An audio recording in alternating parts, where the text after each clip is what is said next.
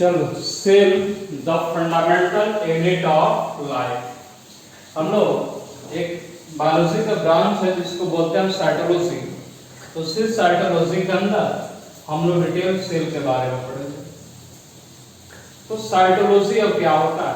तो साइटोलॉजी, सबसे पहले साइटोलॉजी में दो टर्म है, एक है साइटो और उसके बाद से है लॉजी। तो साइटो का मतलब क्या होता है? सेल, और लॉजी का मतलब होता है स्टडी। मतलब कि the study of cell is called cytology. Clear है? Cyto means cell, logy means study. इसी को हिंदी में हम लोग सेल को क्या बोलते हैं? कोशिका, और स्टडी का मतलब होता है अध्ययन। मतलब कोशिका के अध्ययन करने को हम लोग साइटोलॉजी बोलते हैं। नहीं, the study of cell is called cytology. अब टर्म साइटोलॉजी कौन दिया? So the term cytology is coined by Robert Hooke. और फादर ऑफ साइटोलॉजी कौन है? तो रॉबर्ट हुक। और फादर ऑफ मॉडर्न साइटोलॉजी कौन है? तो सीपी स्वामसन। और फादर ऑफ इंडियन साइटोलॉजी कौन है? तो एके शर्मा। ये सब याद रहना चाहिए। Term cytology, Robert Hooke father of cytology, Robert Hooke father of modern cytology, CP Swanson, और father of Indian cytology AK Sharma. Clear है?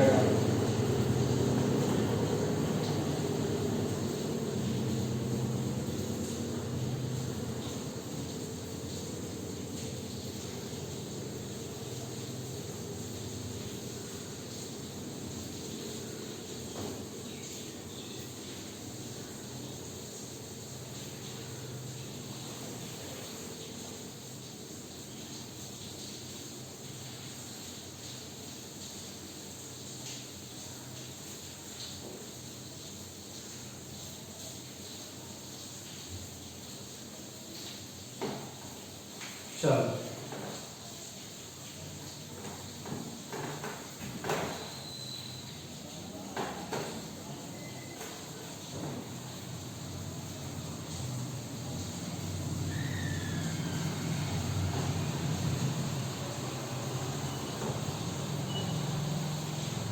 अब हम लोग कुछ हिस्ट्री पढ़ेंगे। तो साइंटिस्ट का नाम पढ़ेंगे कि साइटोलॉजी में किस किस साइंटिस्ट का इंपॉर्टेंट रोल है। तो हम लोग कुछ हिस्ट्री पढ़ेंगे। एक और टर्म पूछता है सेल बायोलॉजी। सेल बायोलॉजी, तो सेल बायोलॉजी होता है a structural and functional study of cell is called cell biology. A structural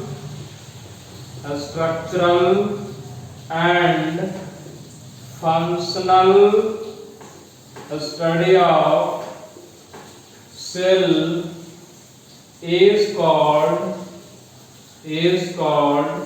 cell biology. क्या? स्ट्रक्चरल एंड फंक्शनल स्टडी, मतलब फिजियोलॉजिकल स्टडी। फिजियोलॉजी का मतलब था function. Structural and physiological study of cell is called cell biology. अब हम लोग कुछ scientist का नाम देखेंगे हिस्ट्री में, किस किस साइंटिस्ट का साइटोलॉजी में इंपॉर्टेंट रोल है। तो सबसे पहले तो हम लोग बात करेंगे रॉबर्ट हुक के बारे में। Robert Hooke. अब इस रॉबर्ट हुक का क्या कंट्रीब्यूशन है साइटोलॉजी में, इसकी जिक्र करेंगे हम लोग। तो रॉबर्ट हुक जो थे, सबसे पहले 1665 में स्टडी किए सेल को। एक बार्क ट्री था, bark of a tree, oak tree था। ओक ट्री का ही बार्क जो है स्टडी किए, जिसका साइंटिफिक नाम भी है कर्कस स्यूबर है, कर्कस स्यूबर। 1665 में एक थिक स्लाइस लिए और क्या किए, अपने सेल्फ मॉडिफाइड माइक्रोस्कोप बनाए और उसी में स्टडी की। और उसने देखा कि हनीकॉम्ब लाइक स्ट्रक्चर दिखाई दे रहा है, और उसी हनीकॉम्ब लाइक स्ट्रक्चर को रॉबर्ट हुक नाम दे दिए सेलुला, और बाद में इसी सेलुला का नाम पड़ा सेल। बात समझे? रियल में बात किया जाए तो बार्क जो होता है वो डेड होता है, डेड सेल है। रॉबर्ट हुक लिविंग सेल का डिस्कवरी नहीं किए, बल्कि रॉबर्ट हुक डिस्कवर किए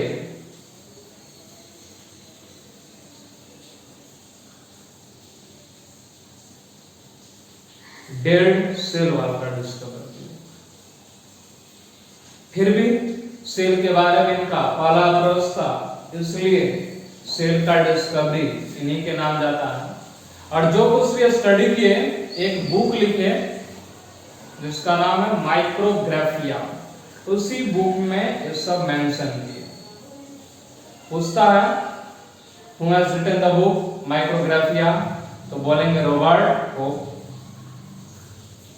सेल का डिस्कवरी कौन किए, तो Robert hook.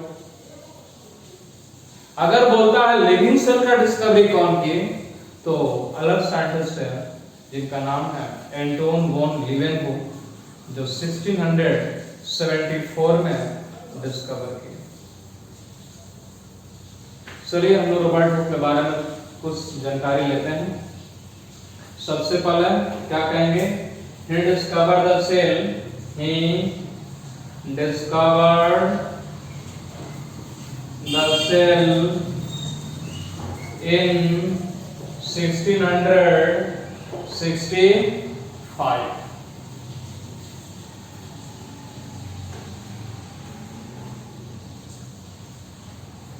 He examined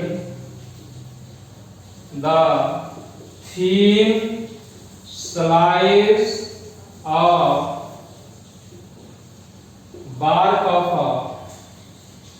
a Spanish oak tree, a Spanish oak tree, जिसका साइंटिफिक नेम क्या है, Kirkus सुबर।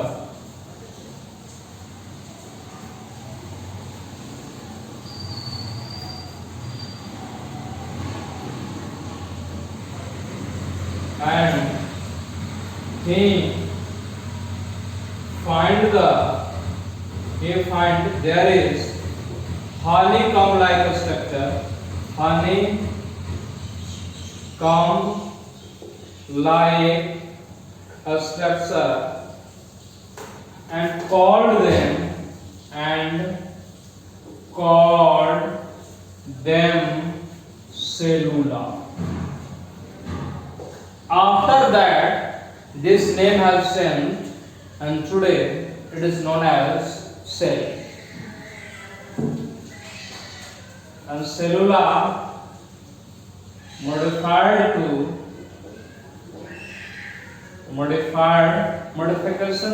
is changed to cell.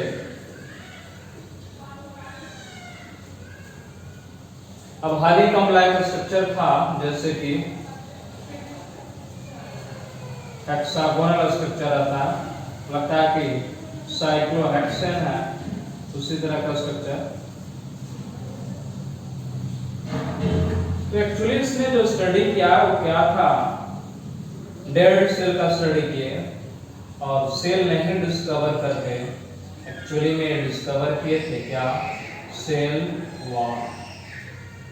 लेकिन फर्स्ट अप्रोच था सेल के बारे में, दूसरे को फादर ऑफ साइटोलॉजी और डिस्कवर ऑफ सेल भी हम लोग करते हैं।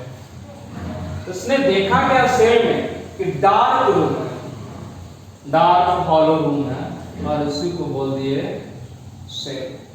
तो सेल का मतलब होता है स्मॉल रूम, एक छोटा सा कमरा, a little room. Cell means a little room। तो रॉबर्ट हुक एक्चुअली सेल का डिस्कवरी नहीं किया, बल्कि सेल वॉल का डिस्कवरी किया। ये जो है सेल वॉल का डिस्कवरी किया। डेड सेल का डिस्कवरी किया, बस समझे। और इसने अपना सारा चीज जो कुछ भी इनको दिखाई दिया, सारे चीज एक बुक में मेंशन किए, जिस बुक का नाम है Micrographia. He mentioned in his findings in his book Micrographia. He mentioned his findings in his book Micrographia. Micrographia. So Robert Hooke did not discover the living cell, but he discovered the dead cell. Robert Hooke, in reality, he discovered cell wall. बात समझे। एक कुछ Robert Hooke के बारे में जानकारी note down कीजिए।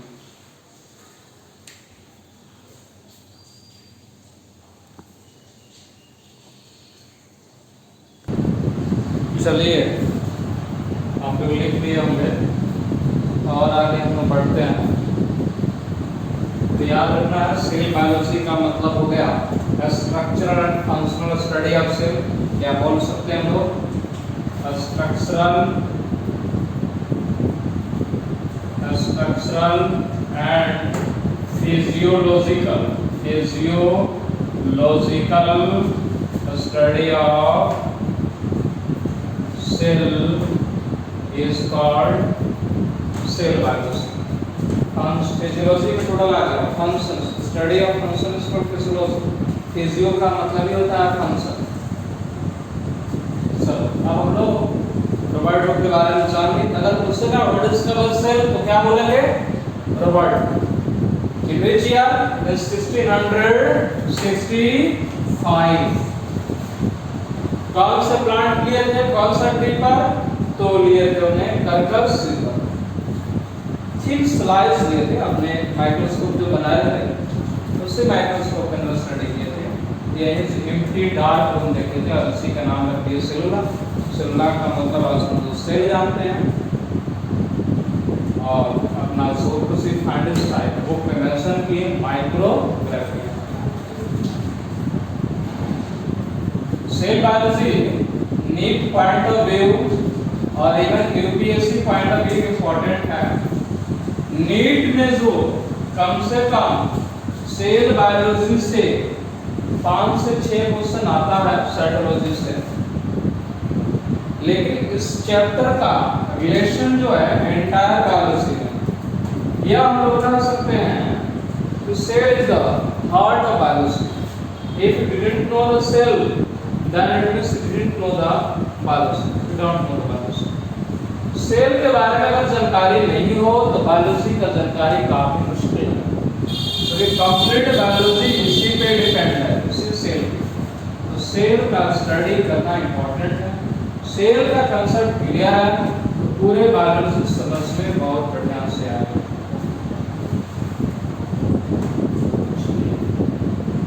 पहला साइंटिस्ट इसमें देखें हम लोग क्या देखें, रॉबर्ट हुक के बारे में।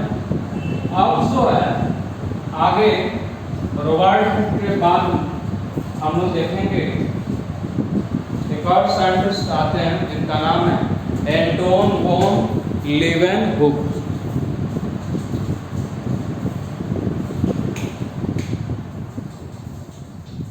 चलिए सेकंड साइंटिस्ट जो है कौन है? Anton von Leeuwenhoek. Anton von Leeuwenhoek. Short form में इनके नाम को लिखा जाता है एवी लीवेनहुक। लीवेनहुक का स्पेलिंग HOEK है और रॉबर्ट हुक का स्पेलिंग HOOKE है। बात समझे? दोनों हुक हैं ये लिवेन हुक है, HOEK, और उनका नाम है रॉबर्ट हुक, HOOK। अब इसने क्या किया, एंटोन वॉन लीवेनहुक, इनको बहुत बड़ा शौक था। ये क्या करते थे, तालाब के किनारे चल जाते थे और समझो कि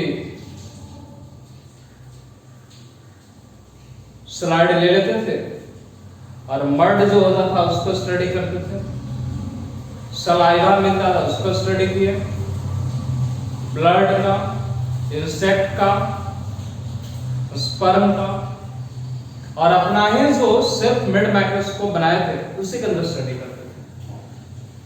और बाद में देखे छोटे छोटे, मतलब जैसे स्पर्म को देखे, इंसेक्ट्स के अंदर प्रोटोजोन्स वगैरह के कुछ कुछ देखे, सलाइवा को स्टडी की, मसल सेल को स्टडी की, तो छोटे छोटे स्ट्रक्चर जो देखे उसी को इसने बोल दिया, स्मॉल क्रिएचर्स को इसने नाम दे दिया एनिमल्क्यूल्स। बात समझे, एनिमल क्यूब्स। और बाद में इसी लीवेनहुक को हम जानते हैं, he discovered the living cell। तो लिविंग सेल जो स्मॉल क्रिएचर जो देख रहे थे वो एक्चुअली था लिविंग सेल था।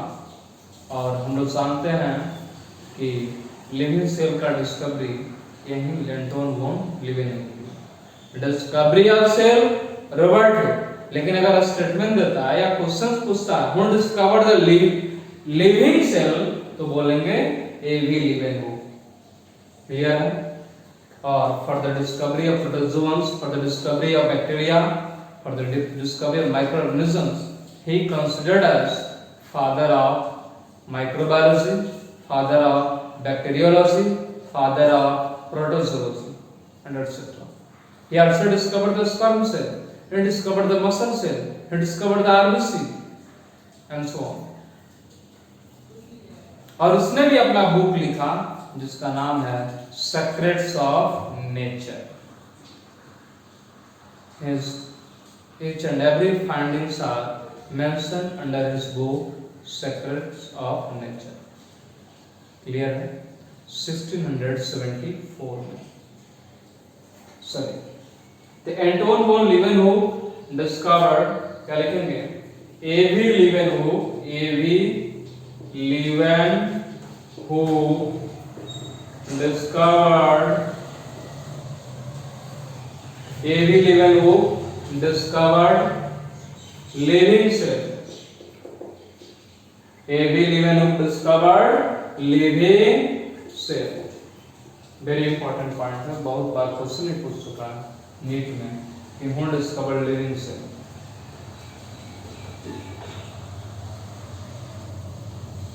He examined mud, saliva,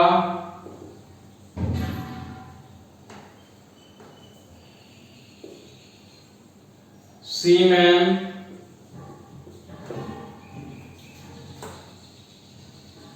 blood, muscle cells, insects, etc.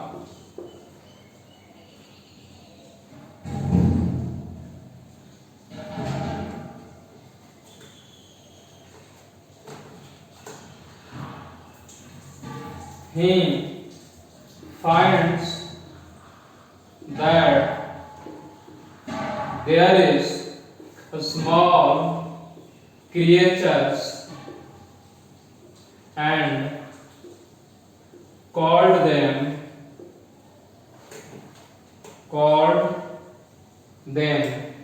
animalcules, called them animalcules।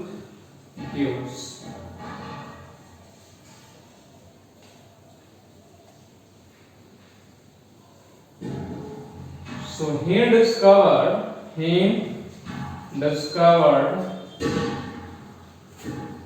a sperm, muscle cell,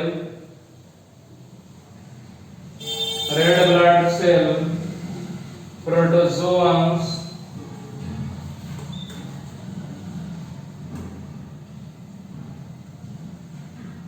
therefore he is known as father of microbiology, father of microbiology, father of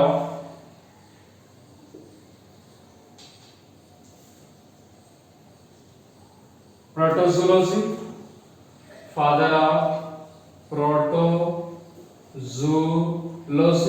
मतलब father of protozoans, father of bacteriology, father of bacteriology.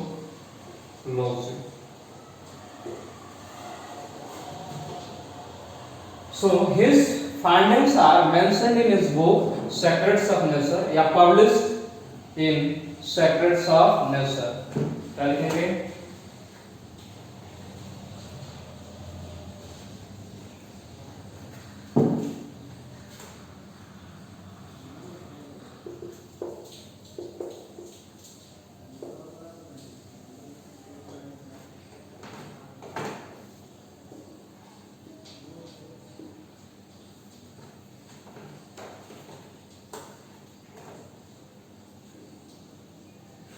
He mentions his findings in his book, he published his findings in his book Secrets of Nature. Secrets of Nature. तो Robert book लिखे Micrographia, उसने भी self made microscope बनाया, even Leeuwenhoek भी self made microscope बनाया, अपने से microscope बनाया और उसमें स्टडी की। उसका मेंशन जो कुछ भी इनका स्टडी था वो सारे के सारे मेंशन रहा सीक्रेट्स ऑफ नेचर। चलो राइट करो।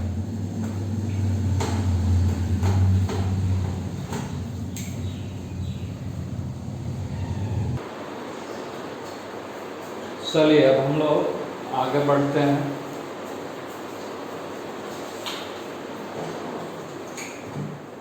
तो लीवेनहुक से पूछेगा व्हाट डिस्कवर लिविंग सेल, तो क्या बोलेंगे एबी लीवेनहुक। उसके बाद से डिस्कवर क्या क्या किए, तो इसने मड को, सलाइवा को, सीमेन को, ब्लड को, मसल्स को, इंसेक्ट्स को, इस सब को स्टडी किए और फाइनली इसने देखा कि वहां पे सबको ऑब्जर्व किया कि अच्छा इसमें तो स्पर्म है और प्रोटोजोअन्स है, फिर से रेड ब्लड सेल है, मसल सेल है और इस तरह के बहुत सारे छोटे छोटे क्रिएचर्स। तो स्मॉल क्रिएचर्स का नाम इसने रख दिया क्या, एनिमल क्यूब्स। बस समझे। इवन कहा जाता है he discovered the sperms, muscle cell, red blood cell, protozoans, even bacteria also.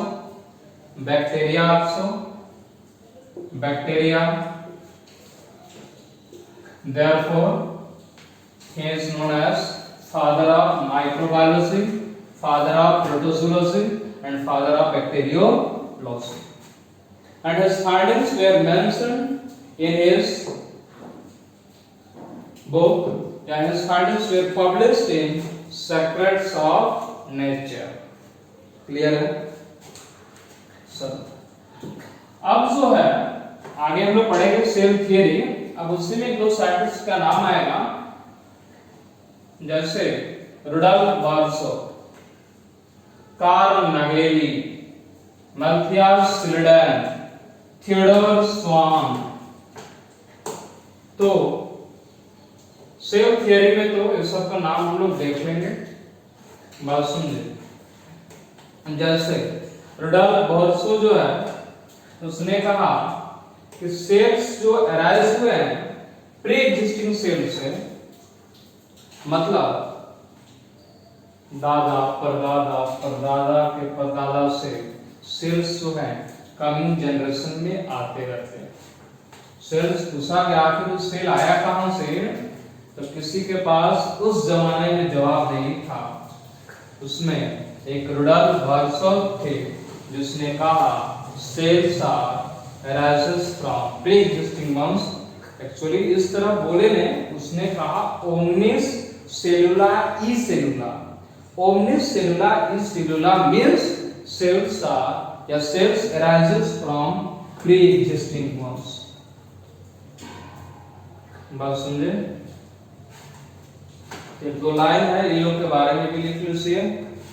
Rudolph Virchow, Rudolf Virchow. तो रुडॉल्फ वर्सोव क्या बोले थे? He states omnis cellula e cellula, omnis cellula e cellula, which means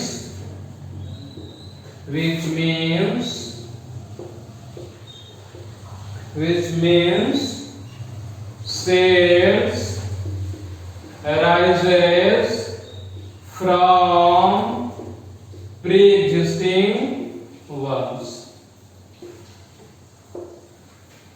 बात समझे? Omnicellular cellula, this is also known as law of lineage। It is also known as omnicellular cellula. It is also known as law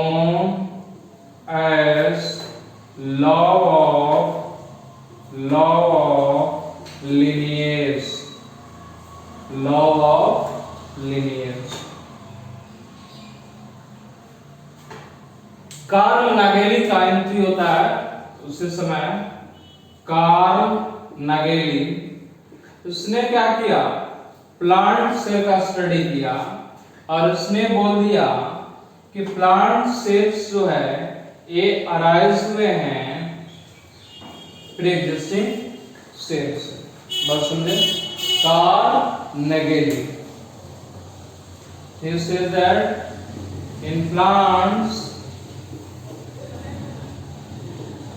cells are arises from pre-existing ones, pre-existing ones। तो Karl नागेली plants की बात कह रहे हैं और Rudolph वर्सोव कहेंगे कोई भी सेल है, किसी भी टाइप का सेल है, that cells arise from pre-existing one, that cells comes from their ancestors, पूर्वज से आए हुए, पापा से, मम्मी से, दादा से, परदादा से, परदादा के मम्मी से, पापा से, और ऐसे जो है जनरेशन टू जनरेशन आगे आते जाएगा। तो यह है तो कुछ साइंटिस्ट के बारे में जान और सेल पढ़ते चलेंगे और बहुत सारे साइंटिस्ट का नाम हम लोग को जानने को मिलेगा। तो हिस्ट्री में हम लोग कुछ साइंटिस्ट का नाम जाने, जैसे एक है यहाँ पर father of Indian cytology doctor A K. Sharma, पहले देख चुके हैं। Father of Indian cytology doctor A K. Sharma, father of modern cytology C K. Swanson और फादर ऑफ साइटोलॉजी रॉबर्ट। किसी बुक में हार्ट लीफ को भी मेंशन कर देते हैं। Sorry, write down. आगे हम लोग देखेंगे कुछ सेल का साइज। चलिए हम लोग आगे बढ़ते हैं।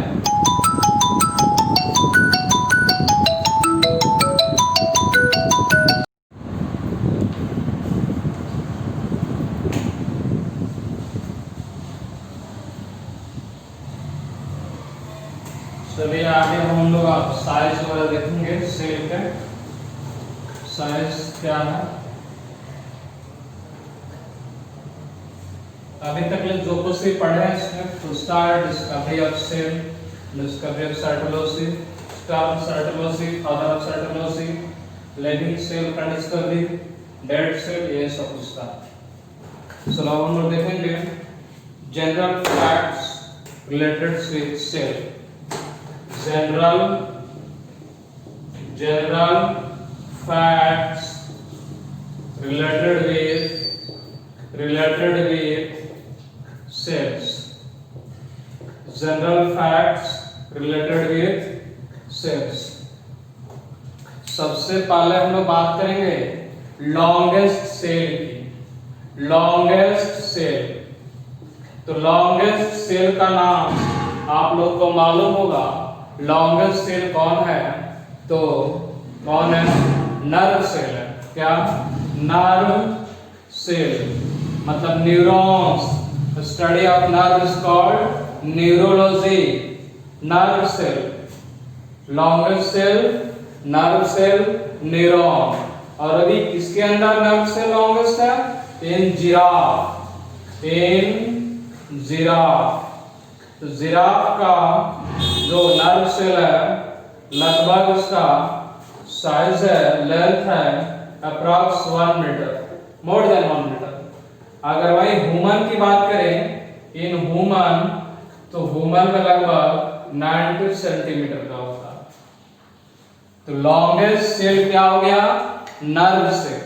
बात सुने, लॉन्गेस्ट सेल नर्व सेल। अगर वही हम लोग बात करते हैं लॉन्गेस्ट प्लांट सेल, क्या? Longest plant cell, longest plant cell, तो इसको हम लोग बोलेंगे रेमी फाइबर। Ramie fibre. उसी तरह लार्जेस्ट सेल, क्या? Largest cell. लार्जेस्ट सेल्स हो गया egg of an ostrich. Egg जो है उसका, ऑस्ट्रिच का, एग ऑफ एन ऑस्ट्रिच। उसका हम लोग डायमेंशन की बात करें तो डायमेंशन होता है एक्चुअली 17 into 13.5 सेंटीमीटर, ये डायमेंशन होता है उसका। वही लार्जेस्ट प्लांट सेल की बात करेंगे, largest plant cell, largest plant cell. Largest cell बोलेगा एग ऑफ एन ऑस्ट्रिच। अगर बोलता है largest plant cell, so largest plant cell is acetabularia. Acetabularia, largest plant cell acetabularia. Largest cell egg of an ostrich. Longest cell nerve cell, neurons. Longest plant cell ramie fibre. अब उसी तरह smallest cell की बात करेंगे। Smallest cell, तो smallest cell में आता है पीपीएलओ। पीपीएलओ मतलब ल्यूरो, फुल फॉर्म है इसका ल्यूरो, पी साइलेंट है, ल्यूरो निमोनिया, पी साइलेंट है, लाइक ऑर्गेनिजम्स। इसका लगभग 0.3 माइक्रोमीटर है। और इसमें आता है माइकोप्लाज्मा। तो पहले जमाने में एनिमल्स का या पूरे ऑर्गेनिज्म का दो ग्रुपिंग था, एनिमल्स और प्लांट। तो माइकोप्लाज्मा पहले प्लांट में ही था, तो इसलिए हम लोग उसको स्मॉलेस्ट प्लांट सेल में कंसीडर करते थे। Smallest plant cell, smallest plant cell कौन हो गया तुम्हारा? माइकोप्लाज्मा। Mycoplasma, mycoplasma. लिदलाई उसका जो फुल फॉर्म है, फुल नेम है माइकोप्लाज्मा लिदलाई, LIDLAWII।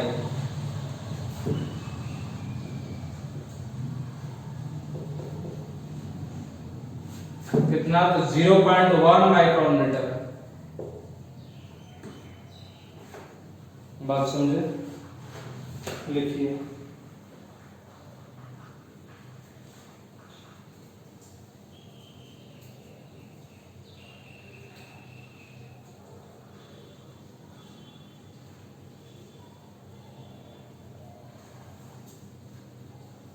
चलिए एक इंपॉर्टेंट पॉइंट है जनरल फैक्ट्स में, जो सेंटर है, सेंटर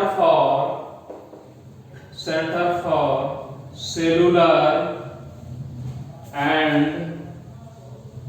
molecular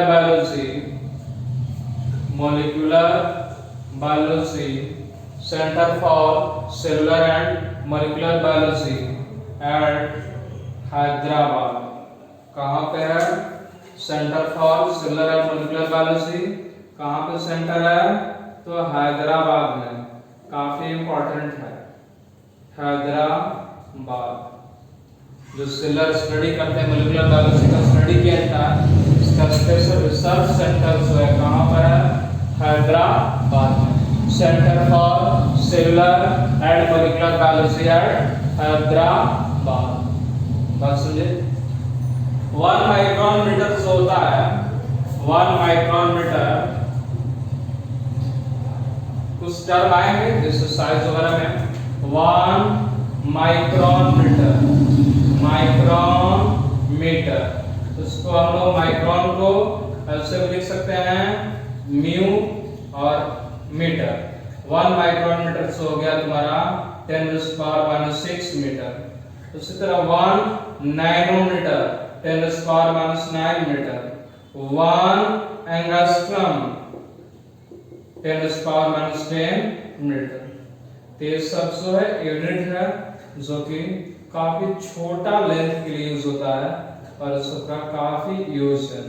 इवन आपको बायोलॉजी में, इवन आपको केमिस्ट्री में, इवन आपको फिजिक्स में भी माइक्रोन मीटर, जैसे करंट है 1 micro ampere, 2 micro ampere, charge है 1 माइक्रो कूलम, इस तरह का वर्ड यूज होता है माइक्रोन। याद रखेंगे 1 micron metre is equal to 10⁻⁶ metre, 1 nanometre is equal to 10⁻⁹ metre और 1 angstrom is equal to 10⁻10 metre. काफी इंपॉर्टेंट है।